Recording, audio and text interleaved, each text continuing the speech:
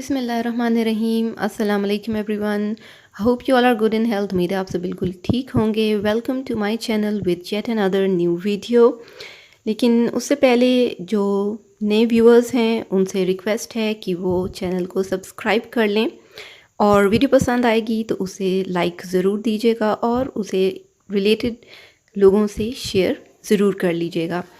अच्छा, आज का हमारा जो टॉपिक है that is the cellular organisations. अपनी लास्ट वीडियो में मैंने डिस्कस किए थे लेवल्स ऑफ ऑर्गेनाइजेशन कि किस तरह सेल्स से मिलके टिश्यूज़ से मिलके ऑर्गन से मिलके ऑर्गन सिस्टम, फिर इंडिविजुअल से मिलके population, community and then biosphere बनते हैं।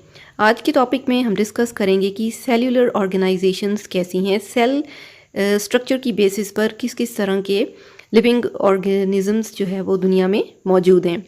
तो जितने भी ऑर्गेनिज़म्स हैं इनको तकरीबन 5 मेजर ग्रुप्स में डिवाइड कर दिया गया है, जिनमें हैं prokaryotes, protists, fungi, plants and animals. ये जितने भी ऑर्गेनिज़म्स हैं ये सभी these are made up of cells, और इन सेल्स की बेसिस पर बेसिकली 2 पार्ट्स में डिवाइड कर दिया गया है, 2 टाइप्स में इन ऑर्गेनिजम्स को डिवाइड कर दिया गया है कि जिस टाइप की इनमें सेल्स पाए जाते हैं।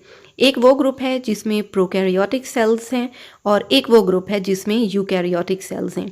प्रो मीन्स अर्ली, तो ऐसे ऑर्गेनिजम्स जिनमें बिल्कुल सिंपल सी ऑर्गेनाइजेशन है सेल्स की वो प्रोकैरियोट्स कहलाते हैं, और ऐसे ऑर्गेनिजम्स जिनमें कॉम्प्लेक्स सेल्स और उनके फंक्शंस मौजूद हैं वो यूकैरियोट्स कहलाते हैं। बेसिकली सेल्स की ऑर्गेनाइजेशन को और भी आसानी से समझने के लिए इन ऑर्गेनिजम्स को 3 फर्दर पार्ट्स में डिवाइड कर दिया गया है, 3 टाइप्स ऑफ ऑर्गेनिजम्स में डिवाइड कर दिया गया है, which are unicellular organisms, colonial organisms and multicellular organisms या multicellular organization। नेम से थोड़ा सा क्लियर होगा। Unicellular, uni means one, cellular means cells की कंपोजिशन। तो ऐसे ऑर्गेनिजम्स जिनकी लाइफ सिर्फ एक ही सेल की हेल्प से रन कर रही है, चल रही है, those are called as unicellular organisms, और इनकी लाइफ की एक्टिविटीज़ सिर्फ एक ही सेल कैरी कर रहा है। इनमें आ जाते हैं for example amoeba, paramecium and Euglena. ये इनकी कॉमन एग्जांपल्स हैं। ये बिल्कुल माइक्रोस्कोपिक ऑर्गेनिजम्स हैं, आप इन्हें अपनी नॉर्मल आईज से नहीं देख सकते। Then there are colonial type of cellular organisation. इसमें यूनिसेल्युलर ऑर्गेनिजम्स ही मौजूद हैं लेकिन कॉलोनी की फॉर्म में मौजूद हैं, और कॉलोनी की फॉर्म में एक ही कॉलोनी में बहुत सारे यूनिसेल्युलर ऑर्गेनिजम्स हैं और अपने अपने फंक्शंस खुद ही परफॉर्म कर रहे हैं। कोई भी डिवीजन ऑफ लेबर इनमें डिवाइडेड नहीं है। एक कॉलोनी के अंदर रहते हुए एक सेल का दूसरे सेल के काम पर कोई कंट्रोल, कोई अमल दखल नहीं है। ठीक है ना। अब इस टाइप की कॉलोनियल जो ऑर्गेनाइजेशन है उसमें वॉल्वॉक्स की कॉलोनीज़ हैं। ये डायग्राम में आपको वॉल्वॉक्स की कॉलोनी नज़र आ रही है जिसके अंदर छोटे छोटे बहुत से सिंगल वॉल्वॉक्स भी नज़र आ रहे हैं। हंड्रेड्स ऑफ वॉल्वॉक्स जो हैं वो मिलकर एक कॉलोनी बना देते हैं। Then the third type is multi cellular organisation. Multi cellular organisation जो है इसमें फर्दर डिवीजन हो जाती है सेल्स की, जो कि टिश्यूज़ बना रहे हैं, ऑर्गन्स बना रहे हैं, ऑर्गन सिस्टम्स बना रहे हैं। इसमें बहुत ढेरों सारी एग्जांपल्स हैं, लेकिन अकॉर्डिंग टू 9th बुक जो 2 डिस्कस की गई हैं that is the mustard plant and the frog. Mustard plant की अगर बात करें, पहले बात कर लेते हैं what is its scientific name. Mustard plant in biology is termed as Brassica कैम्पेस्ट्रस।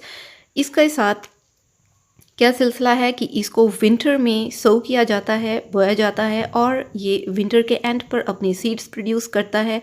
Seeds में जो है इसके बाद प्लांट बॉडी, इसकी जो पूरी की पूरी प्लांट बॉडी है उसको एज अ वेजिटेबल यूज़ कर लिया जाता है, जबकि इसमें से जो निकलने वाले सीड्स हैं उनको ऑयल निकालने में इस्तेमाल किया जाता है।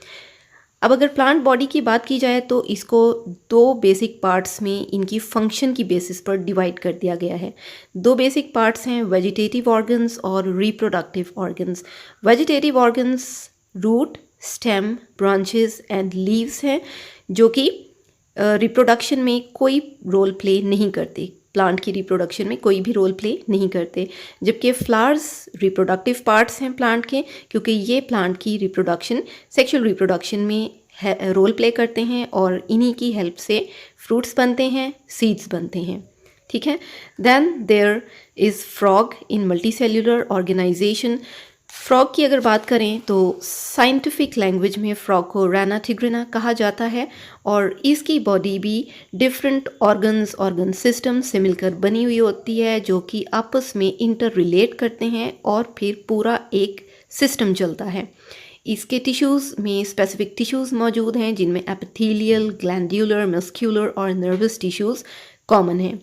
अब प्रैक्टिकली अगर फ्रॉग के स्ट्रक्चर को, इंटरनल स्ट्रक्चर को स्टडी किया जाए थ्रू डायसेक्शन, तो एक इंटरेस्टिंग बात ये कि फ्रॉग की इंटरनल बॉडी स्ट्रक्चर बिल्कुल रिलेट करती है, बहुत कॉमन है टू द ह्यूमन बींग्स।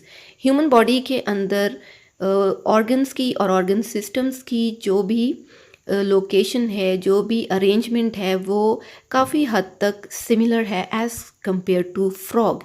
इसीलिए जब कभी ह्यूमंस को स्टडी करना हो like in the field of pre medical, तो उसमें पहले फ्रॉग की बॉडी को, फ्रॉग की इंटरनल स्ट्रक्चर्स को ही स्टडी करवाया जाता है ताकि आसानी से समझा जा सके।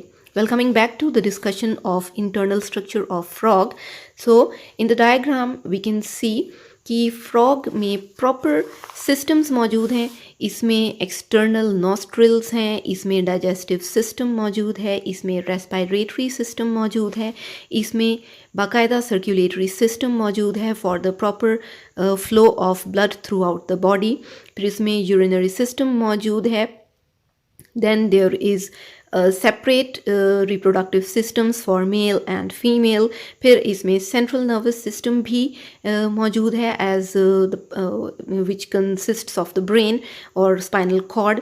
और इसी तरह से फ्रॉग का स्केलेटल और मस्क्यूलर सिस्टम भी जो है उसका प्रॉपर फ्रेमवर्क जो है वो you can find it in the diagram.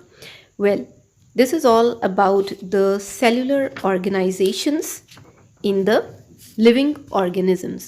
Hope this topic was interesting for you to understand. Till my next video, keep watching. And for this video, thanks for watching. Allah Hafiz.